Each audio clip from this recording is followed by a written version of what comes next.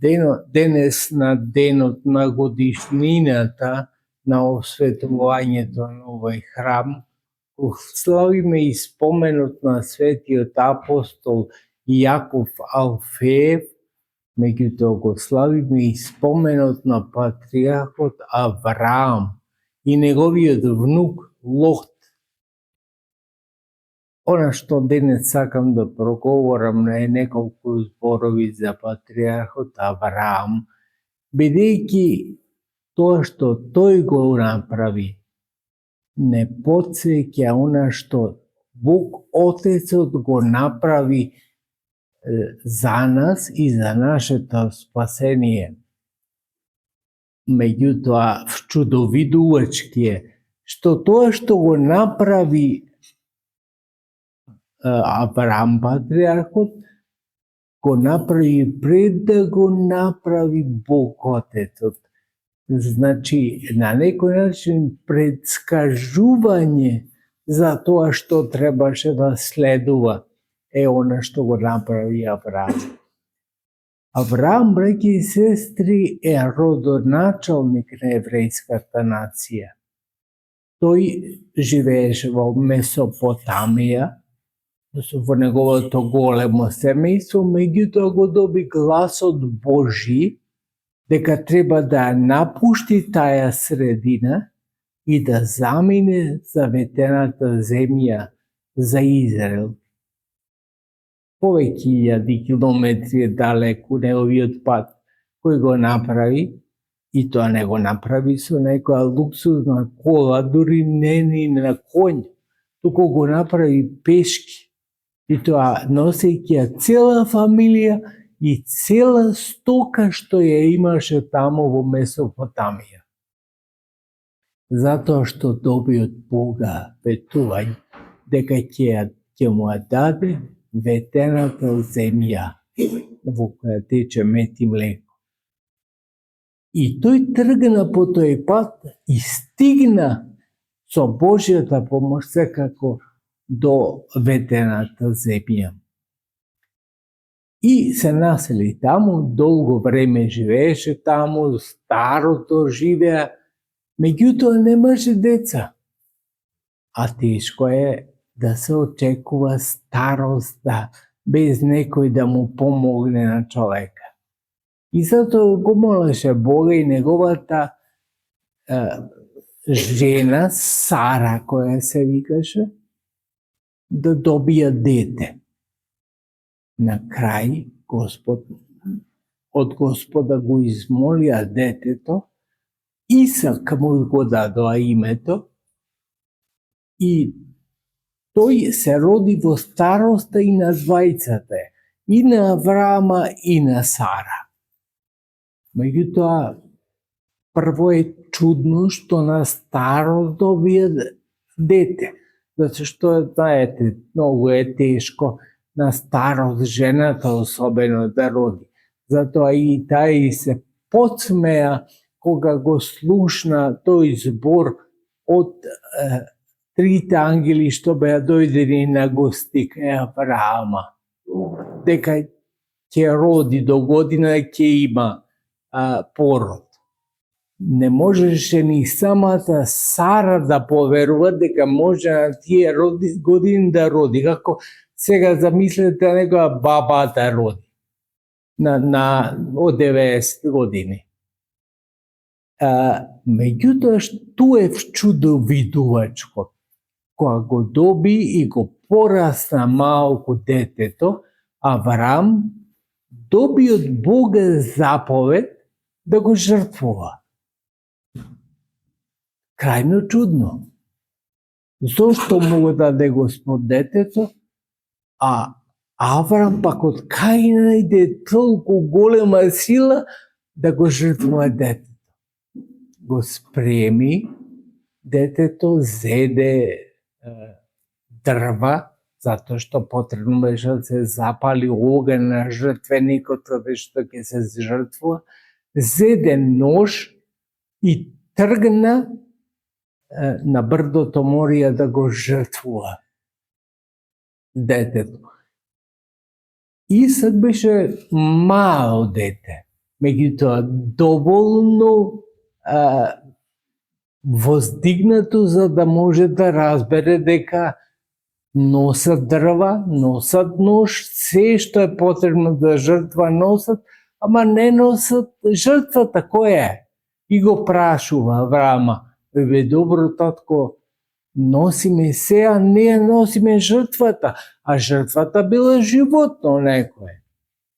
Овца или некој друг вид на жртва, ама животинска секако. И Авраам вели Господ ќе се погрижи за неа. Стигнува до таму, Авраам го крева ножот да го жртвува сопствениот син, пазите, да остани без никого. Само на 100 години, колку има Авраам и повеќе можеби, да остани без дете кој ќе го гледа во иднината. А тоа дете измолено со голема молба од Господа. И го крева ножот, а Господ тогаш кога би гледа дека ја решен Авраам тоа да го направи, не е решен да го си го жртвува синот, туку решен да ги послуша Божите зборови. И тогаш му вели, не е мој Авраам, да го креваш ножот на своето дете. Ете таму во грмушките има овца, таму може да се земе таа и таа да се жртвува. Воодушувачки е, браќи и сестри, тоа што го прави Авраам. Денес колкав мотив е за еврејската нација и гледате и слушате какви подвизи прават за да преживеат, затоа што за оваа кратка историја се свесни, ама што се свесни? Прво дека Господ им го благословува обстанокот таму. А Господ како праобраз прави на она што тој подоцна го прави со својот син. Го дава синот на жртва, и тоа не е како овој Исак што не беше жртвуван и Господ го спаси, туку синот на отецот е жртвуван заради нашето спасење, распнат на крстот. Ете, тоа е големина која не може да ја докучи еден човечки ум.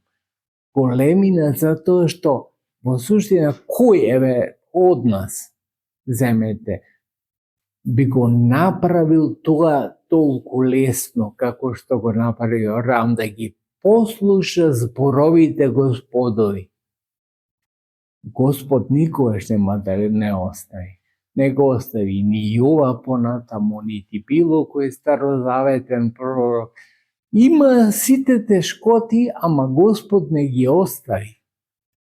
Ама да стигнеме до таја точка да имаме доверба дека Господ нема да не остави. Тоа е голема висина духовна. На таа духовна висина е патриархот Авраам. Го направи тоа што не би го направиле скоро некој од луѓето кои постојат на земјата. Во старост да Господ му го дава синот и му вели жртвувај го. И тој секој од нас би се прашал, бе чекај, што ми правиш Господи, ти ми го даваш сега, ти ми го земаш, зошто ми го земаш? Го зема не Господ да ни го одземе најмилото, туку за да ни го врати на начин на кој ние можеме да го примиме, а тоа е ако ја исполнуваме волјата Божија, ќе бидеме подготвени да го примаме дарот Божи. Ако не ја исполнуваме волјата Божја, ние не знаеме ни што е дар Божи, никако да ја примаме, никако да сожителствуваме воопшто со Бога. Тоа е нешто чудовитувачко од една страна, од две страни. Прво, затоа што се случува пред и самиот Отец да го жртвува својот син. Гледате како праобраз на некој начин се случува. Нешто што ќе се случува многу години подоцна. Господ Исус Христос е жртвеното јагне, меѓутоа тоа докрај е жртвувано за нас и нашето спасение. И како му било на Отецот да го жртвува својот син. Ама, да се потсетиме како би било на Авраама, кога синот кој го добива на старост треба да го жртвува. Што го спасува? Го спасува до вербата во Господа. Господе, ти даваш, ти земаш, како што подоцна Јов ќе рече тие зборови, кога Господ го зема и здравието, и фамилијата, и имотот. Господ дава, Господ зема. Тоа колку научиме, ќе бидеме во верата на нашите патриарси. Ќе бидеме во верата на Господа Исуса Христа, кој постана жртвена јагне за сите нас. Браќа и сестри, овие не се прости истории. Јас обично и не кажувам некоја историја без да има врска со сегашноста.